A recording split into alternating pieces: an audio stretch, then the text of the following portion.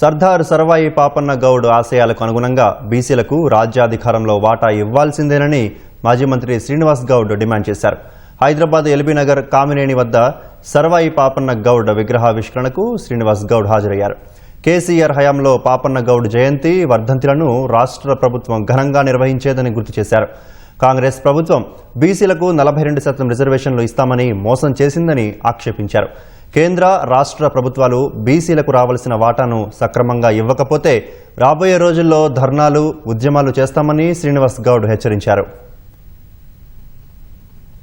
గత ప్రభుత్వం కేసీఆర్ గారి ప్రభుత్వంలో మరి అధికారికంగా జయంతి వర్ధంతి ఉత్సవాలు జరుపుకోవడం, వైన్ షాప్ లో రిజర్వేషన్ పెట్టుకోవడం, పాపన్న కోటను సురక్షితంగా ఉండడానికి ఆర్కియాలజీ డిపార్ట్మెంట్ కి ఇవ్వడం, పాపన్న విగ్రహాన్ని ట్యాంక్ బండ్ పైన ఏర్పాటు చేయడానికి కూడా అనేక కార్యక్రమాలు చేయడం జరిగింది. ఈ రోజు 80 కోట్ల జనాభా ఉన్నటువంటి ఈ దేశంలో ఈ వర్గాల వాళ్లకు ఈ రోజు వరకు కూడా రాజ్యాధికార దశలో ఎక్కడ కూడా స్థానాలు లేవు. ఇలా జీవితాన్ని ఎట్లున్నాయో కనీసం సెన్సెస్ లో కూడా చేర్చలేదు. మొన్నటి వరకు కూడా సర్వాయి పాపన్న ఆశయాలకు అనుగుణంగా భారతదేశం మొత్తంలో కూడా మంత్రిత్వ శాఖ లేదు. ఈ రోజు నిధులు కేటాయించట్లేదు.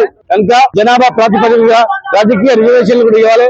ఈ ప్రభుత్వం స్కీములు ఇచ్చినాం, ఏదో ఇచ్చినాం, బిచ్చగాలని చేస్తామంటే కాదు. రాజ్యాధికారంలో కూడా వాటా ఉన్నప్పుడే గౌరవం దక్కుతుంది, అప్పుడు ఉద్యమాలు రావు. కనుక సర్వాయి పాపన్న ఆశయాలకు అనుగుణంగా ప్రతి ఒక్క నడవాలని విగ్రహదాతలకు, పెద్దలకు అందరికీ మనస్ఫూర్తిగా కృతజ్ఞతలు చేస్తా ఉన్నా.